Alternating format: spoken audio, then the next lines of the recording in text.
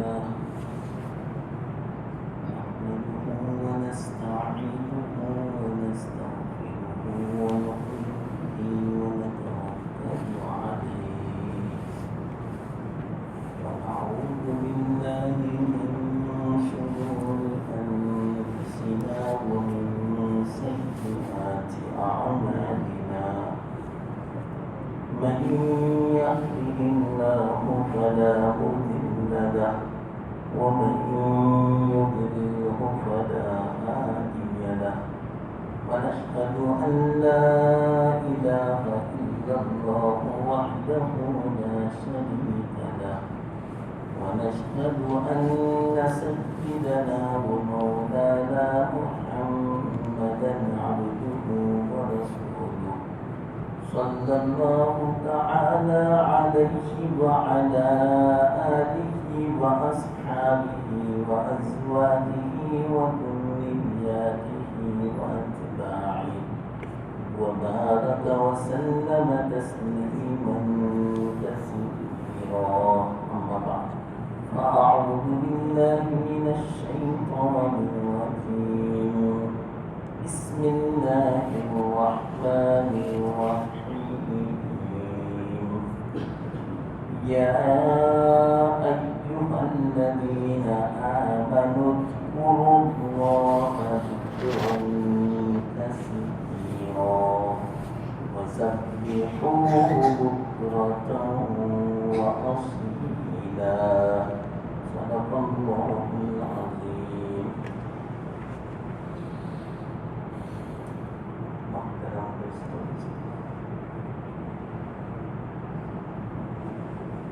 ابھی جو دنیا میں حالات چل رہے اور خاص کر کے مسلمانوں پر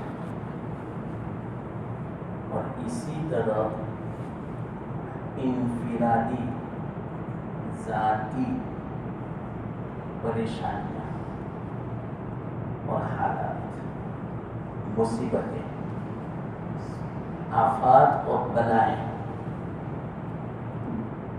جس کا شکار ہے انسان، ایسے حالات میں ہمیں کیا کرنا چاہیے؟ میں مختصر عمل بتا دوں، انشاءاللہ العزیز بہت فرق پڑے زندگی میں اور حالات میں اور پریشانیوں میں. ایسے وقت میں ہمیں غور کرنا چاہیے کہ اللہ کے رسول صلی اللہ علیہ وسلم نے ہمیں کیا تعلیم دی. حالات سب اللہ کی طرف سے اور حالات کو بنانے والا بھی اللہ ہے. یہ بات ضروری ہے. دنیا کی کسی طاقت میں نہیں کہ وہ حالات کو لا بھی سکیں اور بدل بھی سکیں. سب کچھ اللہ کے قبضے میں. ہمارا ایمان والقدر خیرہ وشرہ من اللہ تعالی. اس بنا پر حالات میں جس طرح ہم اسباب اختیار کریں، اس سے زیادہ ہمیں مسبب الاسباب کی طرف متوجہ ہونا چاہیے. یہ جو اسباب بنانے والا ہے، حالات بنانے والا ہے، حالات کو بگاڑنے والا ہے، حالات میں سب آتے ہیں، چاہے وہ رزق کے حالات ہوں،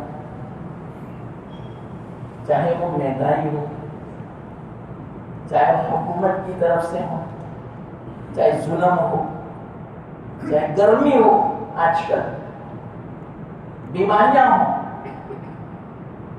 ظلم ہو، جو کچھ ہے، ہم ایسے وقت میں مسبب الاسباب کو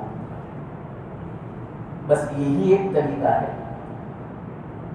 سکون کا اور حالات کو بدلنے کا، چاہے وہ دنیا کے حالات ہو چاہے آخرت کے حالات ہو۔ اگر حالات کو سنوارنا ہے،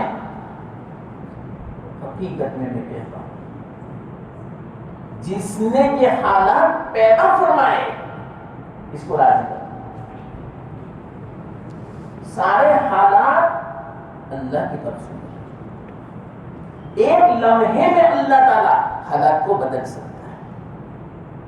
چلو دنیا کے حالات نہ بدلیں، لیکن کم سے کم ہمارے ذاتی جو حالات ہیں، ہمارے جو گھر کے حالات ہیں، ہمارے جو کاروبار کے جو حالات ہیں، ہمارے روزی اور ہمارے اولاد کے جو حالات ہیں، ہماری بیماریوں کے، ہماری پریشانیوں کے جو حالات ہیں، کم سے کم یہ تو بدل جائے۔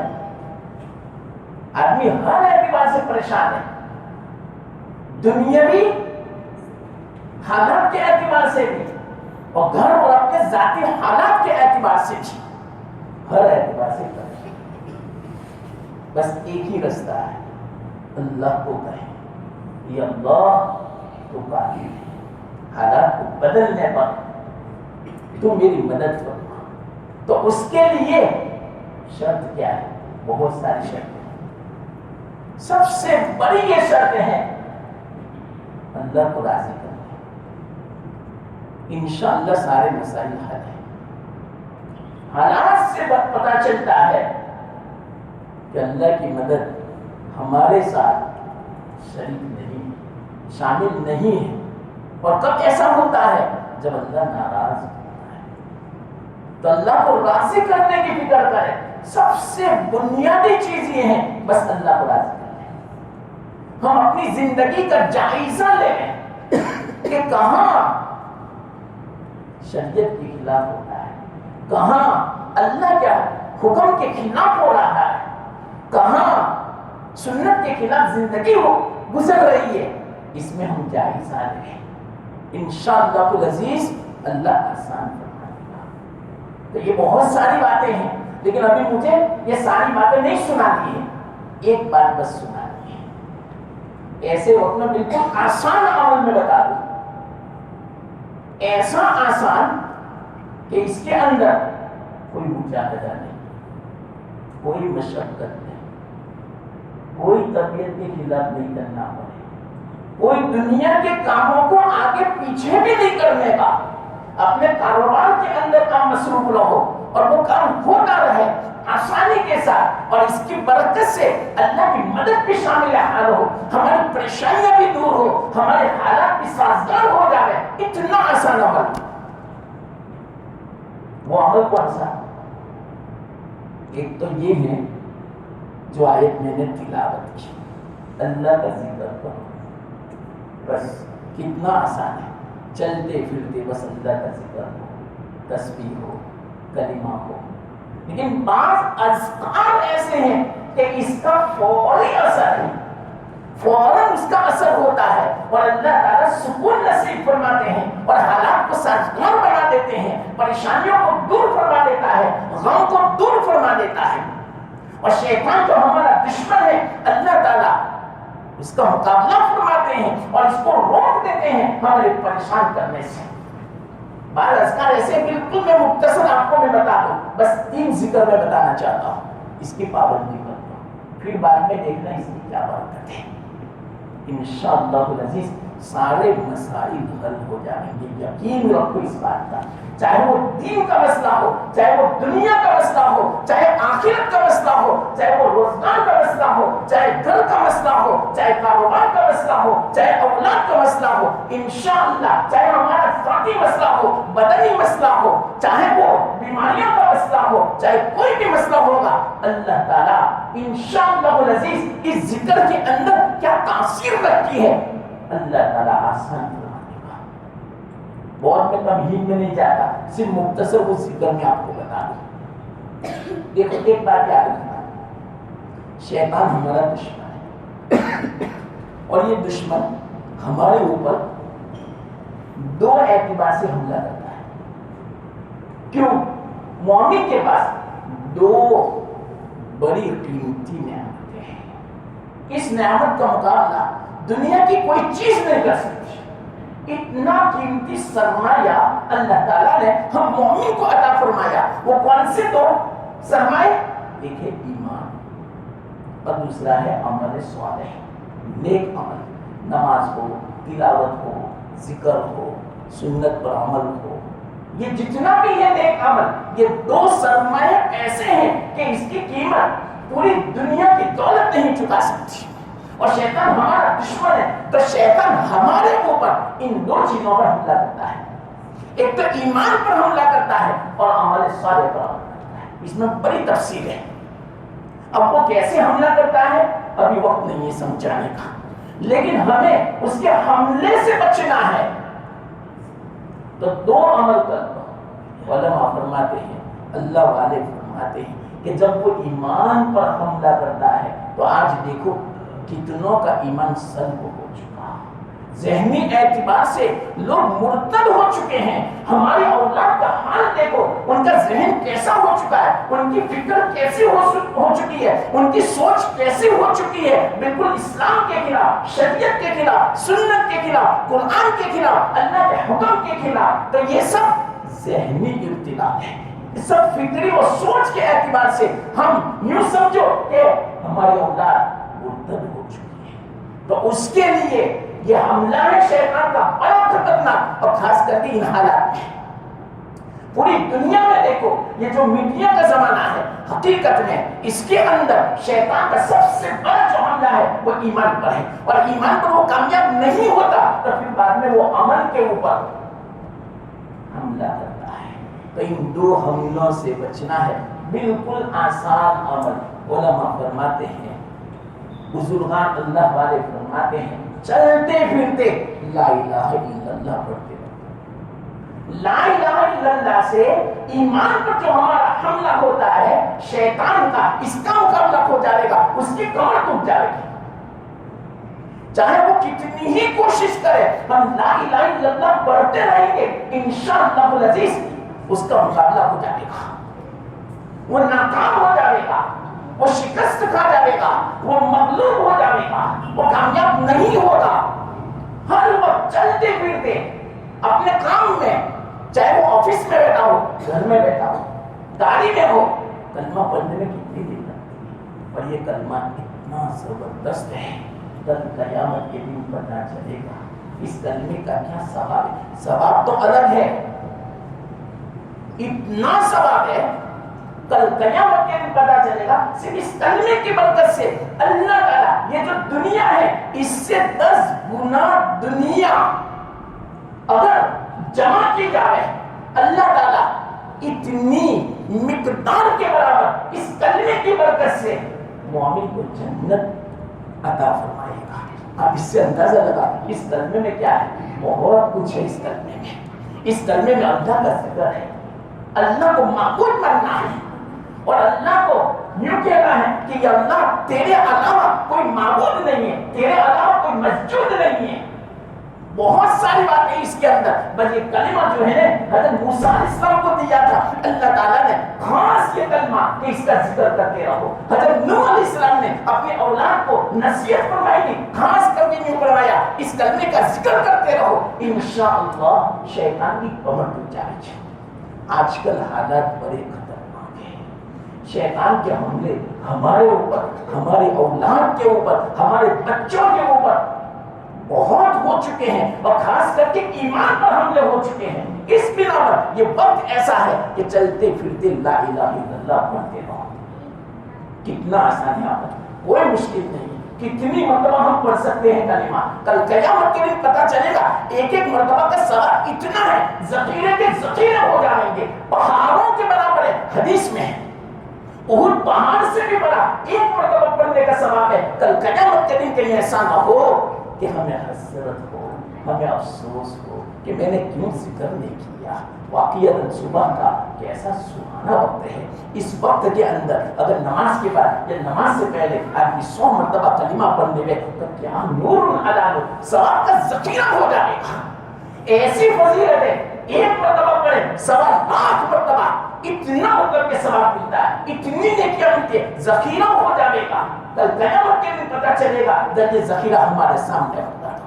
کل قیامت کے دن حدیث میں آتا ہے کہیں ایسا نہ ہو کہ ہمیں حسرت ہو، ہمیں ندامت ہو، یا اللہ تم نے کیسی مجھے زندگی عطا فرمائی تھی، کتنا وقت دیا تھا، کاش کہ اس زندگی میں میں ذکر کر لیتا، کلمہ پڑھ لیتا. کل قیامت کے دن خون کے آنسو بہائے گا. تو اللہ ہماری حفاظت فرما رہے ایسا وقت نہ آئے کہ جس کی بنا پر کل قیامت کے دن ہمیں ندامت کے آنسو بہانے پڑے. یہ وقت بہت عمدہ ہے. کیوں؟ ایک طرف دیکھو کہ پوری دنیا مسلمانوں کی دشمن ہے، پوری دنیا مسلمانوں کے خلاف ہے، شیطان بھی ہمارے خلاف، نفس بھی ہمارے خلاف، سب ہمارے خلاف ہے. ایسے وقت میں اگر اللہ کا ساتھ چاہیے واقعیت اللہ کا ذکر کرو، اور خاص کر کے کلمہ اس لیے پڑھو کہ اس سے ایمان پر جو حملہ ہوتا ہے شیطان کا تو انشاءاللہ ہم بچ جائیں گے، ہمارا ایمان بچ جائے گا. میں تو صحیح کہتا ہوں اس زمانے میں جو دنیا میں حالات ہیں، بہت سارے حالات ہیں، ہماری جو کھانے کی جو چیزیں ہیں اور اسی طرح ہماری جو صحت کی چیزیں اس پر بھی حملے ہو رہے ہیں. آج کل باقاعدہ ایسے کھانے تیار کیے جا رہے ہیں کہ جس کی بنا پر ہماری صحت کو نقصان پہنچے، ہم دنیا میں ختم ہو جا رہے ہیں. آپ اس طرح کی باقاعدہ دنیا کے اندر ایسی چیزیں چلتی ہیں، کھانے کی بھی، غذا کی بھی چیزیں، تو یہ تو کچھ بھی نہیں ہے. میں صحیح کہتا ہوں اس سے زیادہ خطرناک جو ہمارے اوپر حملہ ہو رہا ہے وہ ایمان کا حملہ ہے. تو ایمان جو ہمارا بچ گیا، ایمان لے کر جو اللہ کے پاس ہم گئے تو انشاءاللہ العزیز ہم کامیاب ہیں.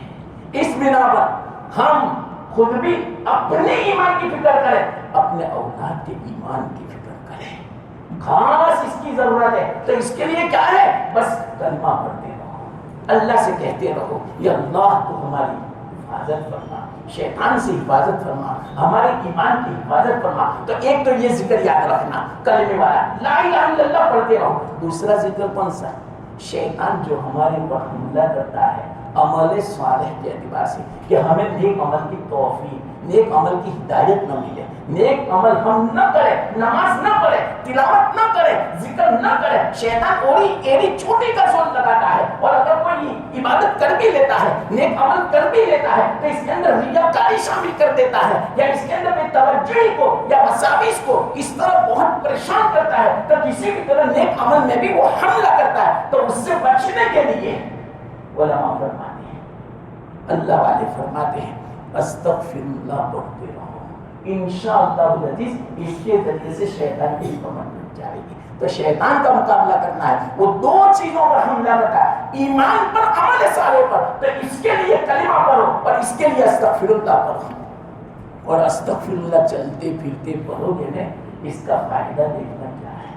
حدیث میں ہے اللہ کے رسول صلی اللہ علیہ وسلم نے ارشاد فرمایا من لزم الاستغفار، جو استغفار کو لازم کر لے اپنی زندگی میں تو اللہ تعالیٰ یجعل لہ من کل ضیق مخرجا، ہر تنگی میں سے کوئی بھی پریشانی پیش آ جائے گی، ہر تنگی فرمایا، چاہے وہ دنیا کی تنگی ہو، چاہے وہ دین کی تنگی ہو، چاہے اولاد کی ہو، چاہے کاروبار کی ہو، چاہے روزی کی ہو، چاہے بیماری کی ہو، چاہے آفت بلا کی ہو، چاہے حکومت کی طرف سے ہو، کسی بھی طرف سے کوئی تنگی پیش آئی، مشکلیں پیش آئی، اللہ تعالیٰ فرماتے ہیں اس میں سے نکلنے کا رستہ پیدا فرما دے گا اللہ تعالیٰ. من لزم الاستغفار، آپ اندازہ لگاؤ اللہ کے رسول صلی اللہ علیہ وسلم سے کیا گناہ ہوتا تھا. وہ تو گناہ سے پاک تھے، معصوم تھے، گناہ ان کے پاس بھڑک بھی نہیں سکتا تھا. اس کے باوجود اللہ کے رسول صلی اللہ علیہ وسلم ایک ایک مجلس میں 70 مرتبہ 100 مرتبہ استغفر اللہ پڑھتے تھے. اس کی برکت بچی ہوئی ہے. حقیقت میں جنہوں نے اس کو لازم کیا، پابندی کی استغفار کے اوپر، کلمہ میں نے تو بتا دیا، اور استغفار پر اگر جس نے پابندی کی، یاد رکھنا اللہ اس کی دعائیں بھی قبول فرماتا ہے اور اس کی پریشانیوں کو بھی دور فرماتا ہے. یہ تو حدیث میں. دوسری بات بیان فرمائی من کل ہم فرجا، جو بھی ہماری فکریں ہیں، آج ہماری کتنی فکریں ہیں، اولاد کی فکر ہے، کاروبار کی فکر ہے، مہنگائی کی فکر ہے، ہماری بیماری کی فکر ہے، روزی روٹی کی فکر ہے، ہمارے بچے بڑے ہو گئے، ان کا شادی کا مسئلہ ہے، ان کا گھر کا مسئلہ ہے، اور ان کا روزگار کا مسئلہ ہے، ان کے کاروبار کا مسئلہ ہے، اور ہمارے پڑوس کا مسئلہ، ماں باپ بھائیوں کا مسئلہ، اور اسی طرح جو حالات دنیا سے اس کا مسئلہ. تو اللہ فرماتے ہیں ان ساری پریشانیوں سے، ان سارے غموں سے اللہ تعالیٰ نجات عطا فرماوے گا. استغفار کو لازم کرو. چلتے پھرتے استغفار پڑھنے میں کیا نہیں کرتے، انشاءاللہ اس کی برکت سے ہمارے گناہ بھی معاف ہو جائیں گے. جب گناہ معاف ہوں گے اللہ راضی ہو جائے گا، اللہ راضی ہوگا، اللہ کی مدد اترے گی، اللہ کی رحمت شامل حال ہو جائے گی. تو استغفار کو لازم پکڑو. اور استغفار ایسی مطلب کی عبادت ہے کہ آگے یوں فرمایا اللہ کے رسول صلی اللہ علیہ وسلم نے ورزقہ اللہ، کیسی جگہ سے رزق کرے گا معلوم؟ من حیث لا یحتسب، اس کے وہم و گمان میں بھی نہیں ہوگا، ایسی جگہ سے اللہ تعالیٰ روزی کا بندوبست فرما دے گا، رزق کا انتظام فرما دے گا. ہمارے رزق کے مسئلے آج کل کسی بھی نام پر آج ہم تبدو کرتے ہیں، کوشش کرتے ہیں، رات دن اس کے پیچھے ہم گھومتے ہیں، پریشان ہوتے ہیں. اللہ کے رسول نے فرمایا استغفار کو لازم کرنا، انشاءاللہ روزی کا مسئلہ بھی آسان ہو جائے گا. تو یہ حالات ہیں آج کل. تو یہ دو ذکر میں نے آپ کو بتایا. ایک اور ذکر، اور استغفار کیسا ہے معلوم؟ حقیقت میں اس کو لازم کرو. چلتے پھرتے استغفر اللہ پڑھنے میں کیا دیر لگتی ہے، ذکر کا ذکر ہو گیا. چلتے پھرتے کبھی لا الہ الا اللہ پڑھتے رہو. جب 25-30 مرتبہ ہو جائے تو اس کے ساتھ محمد الرسول اللہ صلی اللہ علیہ وسلم ملا لیا کرو، کیونکہ یہ کلمہ گرم ہے. تاثیر کے اعتبار سے، روحانی اعتبار سے اس کا اثر حرارت ہے، آپ کا دماغ گرم ہو جائے گا. تو محمد الرسول اللہ پڑھیں گے، درود شریف پر پڑھیں گے تو اس کا اثر ٹھنڈا ہے، برودت ہے، تو گویا برابر لیول ہو جائے گا. جس طرح ہم کوئی گرم دوا ہوتی ہے تو اس کے ساتھ ایسیڈیٹی یا ٹھنڈی دوائی دیتے ہیں یا دودھ ساتھ میں پلاتے ہیں تاکہ وہ دوائی کی گرمی کا اثر نہ ہوئے. تو اسی طرح یہ روحانی اثر ہے. یہ کلمہ بہت گرم ہے. حقیقت میں روحانی اعتبار سے جب درود پڑھیں گے تو انشاءاللہ العزیز اس کی بنا پر لیول برابر توازن ہو جائے گا، بیلنس برابر ہو جائے گا، اور وہ گرمی محسوس نہیں ہوگی. کیا سکون ملے گا وہ تو پڑھنے کے بعد پتا چلے گا. تیسرا جو ذکر ہے وہ تو عجیب، وہ مجھے اصل میں کہنا ہے، لیکن یہ دو ذکر کو بھی یاد رکھنا. آج کل کے حالات کے اعتبار سے میں کہتا ہوں انشاءاللہ حالات بھی سازگار ہو جائیں گے، پریشانیاں دور ہو جائے گی. روزگار کا مسئلہ ہو، اولاد کا مسئلہ ہو، کوئی بھی مسئلہ ہو، ہمارا گورنمنٹ سرکاری کوئی مسئلہ ہو، انشاءاللہ خود بخود رستے کھلتے جائیں گے. آپ کو پتہ بھی نہیں چلے گا. میرا کام کتنا آسانی سے ہو گیا، اور لوگوں کا کام آفیسے کے چکر لگاتے ہیں، پیسوں کے پیسے خرچ کرتے ہیں، لیکن ان کا کام نہیں ہوتا، پریشان ہوتے ہیں. انشاءاللہ العزیز اللہ کو راضی کر لو. اللہ کے قبضے میں سب کے قلوب ہیں، چاہے وہ مسلمان ہو یا مسلم ہو، سب کے قلوب اللہ کے قبضے میں ہیں. اللہ کو راضی کر لیا. اور اللہ راضی کیسے ہوتا ہے؟ میں نے بالکل مختصر عمل بتایا جس میں کوئی مجاہدہ نہیں، کوئی نفس کے خلاف نہیں، کوئی ہمیں مشقت نہیں اٹھانی پڑتی. چلتے پھرتے کلمہ پڑھنا، چلتے پھرتے استغفر اللہ پڑھتے رہو. روزانہ کم سے کم 100 مرتبہ کلمہ ہو جانا چاہیے، 100 مرتبہ استغفر اللہ ہو جانا چاہیے. اور تیسرا عمل وہ تو عجیب مؤثر ہے، وہ ہے عمل درود شریف کا. اس کی پابندی کرنا، تب آپ کو پتا چلے گا. حدیثوں میں تمہاری جو بھی پریشانی ہو، مثال کے طور پہ ایک حدیث میں آتا ہے، ایک صحابی حضرت کعب غالب رضی اللہ تعالیٰ عنہ فرماتے ہیں یا رسول اللہ صلی اللہ علیہ وسلم، میرے جتنے معمولات ہیں پڑھنے کے، تلاوت ہے، ذکر ہے، تسبیح ہے، استغفار ہے، درود ہے، اور دوسرے بھی بہت سارے معمولات ہیں. اس میں نے درود کا معمول تہائی رکھا ہے، 1/3. مثال کے طور پر 3 گھنٹہ میں معمول کرتا ہوں تو 1 گھنٹہ میں درود پڑھتا ہوں، اور دوسرے 2 گھنٹوں میں سارے معمولات میں بچا لاتا ہوں. تو اللہ کے رسول صلی اللہ علیہ وسلم سے پوچھا یا رسول اللہ اتنا کافی ہے؟ 1/3 میں درود پڑھتا ہوں آپ پر، تو یہ کافی؟ تو کہا برابر، کوئی حرج کی بات نہیں، اگر اور زیادہ کرو گے تو آپ کا فائدہ ہے. تو کہا چلو آج سے میں ارادہ کرتا ہوں آدھا میرا معمول درود کا کر لوں گا، یعنی 3 گھنٹوں میں سے 1.5 گھنٹہ درود کا کر لوں گا. کہ ٹھیک ہے، کوئی حرج کی بات نہیں، اور زیادہ کرو گے آپ کا فائدہ ہے. تو یا رسول اللہ 2/3 کر لیتا ہوں، 3 گھنٹوں میں سے 2 گھنٹے درود پڑھوں گا. دیکھیں بہت اچھا ہے، اور زیادہ کرو گے آپ کا فائدہ. کہ کہا اب تو یا رسول اللہ میں درود پڑھتا رہوں گا. تو اللہ کے رسول صلی اللہ علیہ وسلم نے فرمایا تمہارے سارے کاموں کو، چاہے دنیا کا کام ہو، آخرت کا کام ہو، گھر کا کام ہو، دنیا کے کاموں میں سارے کام آ گئے، سارے کاموں کی ذمہ داری اللہ اپنے ذمہ لے لے گا. آپ کو کوئی فکر نہیں، اللہ اپنے ذمہ لے لے گا آپ کے سارے کاموں کو، سارے کام آسان ہو جائیں گے اگر درود کی تم نے پابندی کر لی تو. حضرت شیخ معذرت صاحب میں طویلہ مقبرہ ہوں، ان کے خادم فرماتے ہیں جو ہر وقت ان کے ساتھ رہتے تھے، وہ یوں فرماتے ہیں کہ حضرت کے پاس کوئی بھی آدمی آتا اپنی پریشانی کو پیش کرتا کہ حضرت مجھے کاروبار کی بہت غلطی ہے، بہت پریشانی ہے، روزی کے اعتبار سے میں بہت پریشان ہوں، اولاد بڑی ہو چکی ہے، شادیوں کا مسئلہ ہے، گھر کا مسئلہ ہے، اپنا خود کا گھر نہیں ہے، کھلانا بہت ستاتا ہے، پریشان کرتا ہے، رشتے دار پریشان کرتے ہیں، کچھ سمجھ نہیں پڑتی، بیماریاں ایک نہیں جاتی اور دوسری دور آ جاتی ہے، ایک مصیبت دور نہیں ہوتی کہ 10 مصیبتیں آ جاتی ہیں. حضرت میں کیا بیان کروں، ہر وقت پریشان، ہر وقت میں پریشان، بس جی یوں چاہتا ہے کہ میں مر جاؤں، خودکشی کر لوں. تو حضرت ان کو خادم نہیں فرماتے، ان کو کیا فرماتے، بس 500 مرتبہ درود پڑھو، انشاءاللہ تمہارے سارے مسئلے حل ہو جائیں گے.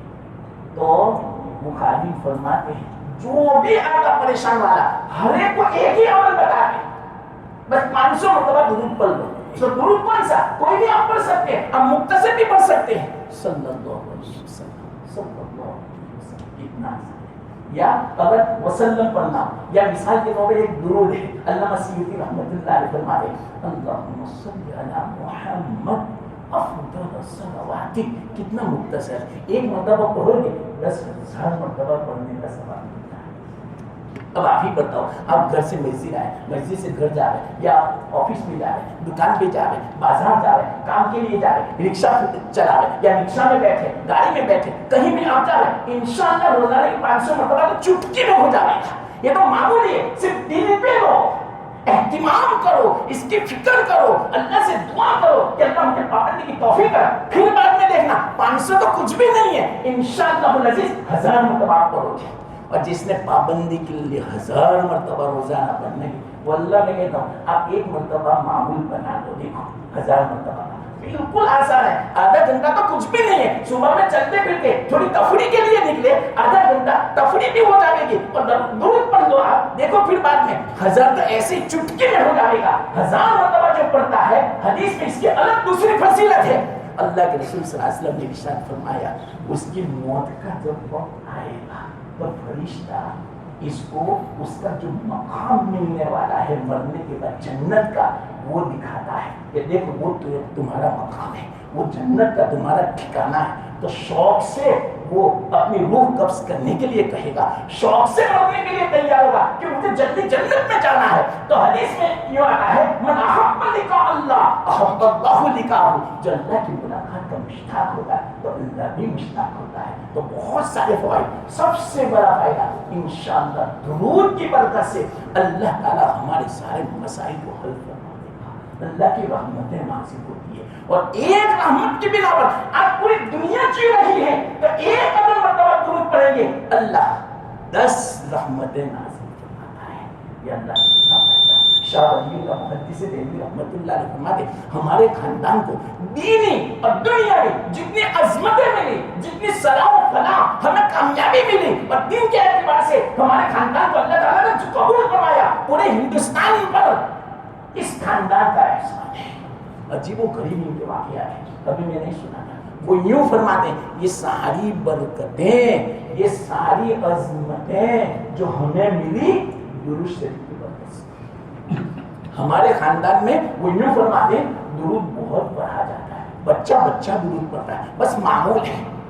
یاد رکھنا جب بھی کوئی پریشانی آپ کو پیش آئے، پریشانیاں پیش آتی رہتی ہے، یا تو سرکار کی طرف سے، یا تو کسی اور آدمی کی طرف سے، یا کاروبار کی طرف سے، یا مکان کے، انشاءاللہ اب معمول بناؤ. حضرت شیخ تو اس وقت یوں فرماتے ہیں کہ عشاء کے بعد 2 رکعت نماز پڑھ لو، اور 2 رکعت نماز پڑھ کے مصلی پر بیٹھ جاؤ اور 500 مرتبہ درود پڑھو، پھر دعا کرو. دعا قبول نہ ہو تو دیکھنا. تو کتنا آسان عمل. میں نے آج کل یہ حالات کے اعتبار سے 3 ذکر بتائے. اور بالکل آسان. چلتے پھرتے انشاءاللہ العزیز آپ 500 مرتبہ کیا 1000 مرتبہ بھی کر سکتے ہیں. لیکن اتنا اگر نہ ہو سکے کم سے کم آج سے معمول بنا لو کہ روزانہ 100 مرتبہ ہو جائے. ایک تو کون سا لا الہ الا اللہ, دوسرا کون سا استغفر اللہ, اور تیسرا درود صلی اللہ علیہ وسلم. بس کتنا آسان عمل ہے. واللہ میں کہتا ہوں 1 مہینے کے بعد اگر ہمارا اخلاص جو کامل ہوگا 2-3 دن میں اس کا فائدہ ہمیں محسوس ہوگا. اس کی برکت اور اس کی رحمت ہمیں نظروں سے پتہ چلے گی, نظروں سے دکھائی دے گی. واللہ میں کہتا ہوں آپ ذرا شروع کر لیں. دکان میں بیٹھے ہیں, ابھی کوئی کسٹمر نہیں آیا, ارے پڑھ لو لا الہ الا اللہ 10 مرتبہ, استغفر 10 مرتبہ, درود 10 مرتبہ, پھر جیسے ہو 10 مرتبہ پڑھتے رہو تینوں کر لیں. کیا مشکل ہے؟ برکت دیکھنا, سکون دیکھنا, بیماریاں دفع ہو جائے گی, پریشانیاں ختم ہو جائے گی. اور جتنے بھی ہماری شکایتیں ہیں آج کوئی ایسا مسلمان نہیں ہوگا جس کی زبان پر شکایتیں نہ ہو. انشاءاللہ ساری شکایتیں دور ہو جائیں گی. عورتیں تو بیچاری گھر میں کام کرتے کرتے معلوم نہیں کتنی مرتبہ پڑھ سکتی ہے. آسان نہیں رہا, بس ایسی باتیں کریں یا ایسے خاموش ہم کام کرتے رہیں, 2-3 گھنٹے پکانے میں لگا دیں تو 2-3 گھنٹے میں تو 500 مرتبہ پڑھ سکتی ہے. تو گھر میں برکت ہی برکت انشاءاللہ. اولاد کی نیت بنے گی, آنکھوں کی ٹھنڈک بنے گی, اس کا اثر ہوگا. یہ جو پڑھانے کھانے میں بھی اثر آئے گا انشاءاللہ. وہ کھانا جب پیٹ میں جائے گا تو بچے ہمارے نیک صالح بنیں گے, آنکھوں کی ٹھنڈک بنے گی. ہم بچوں کے بارے میں جو چاہتے ہیں اللہ ایسا بنا دے گا. اس لیے آپ معمولی نہ سمجھیں اس ذکر کو. کیسا ہے ذکر معلوم؟ ایک مختصر حدیث سنا. اللہ کے رسول صلی اللہ علیہ وسلم نے فرمایا کہ میں آپ کو ایسا عمل نہ بتاؤں جو اللہ کی نظر میں اتنا پاکیزہ ہے, اتنا بہتر ہے, اتنا افضل ہے. اتنا تو نماز بھی نہیں, روزہ بھی نہیں, صدقہ بھی نہیں, حج بھی نہیں, جہاد بھی نہیں, کوئی عمل ایسا نہیں ہے.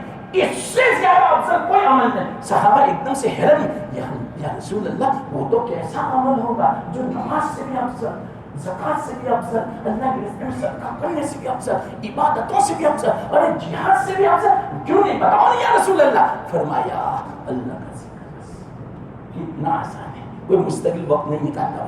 دنیا کا کام کرو, سفر کرو, دکان میں بیٹھو, کچھ بھی کرو, ملازمت کرو, خدمت کرو, اس کے ساتھ ساتھ زبان ہماری چلتی رہے. بھائی ایسے ہی ہماری زبان غیبت میں, ایسے فضولیات میں اگر چلے, اس سے بہتر ہے کہ ذکر میں چلا ہو. کل قیامت کے دن کہیں ہمیں حسرت نہ ہو.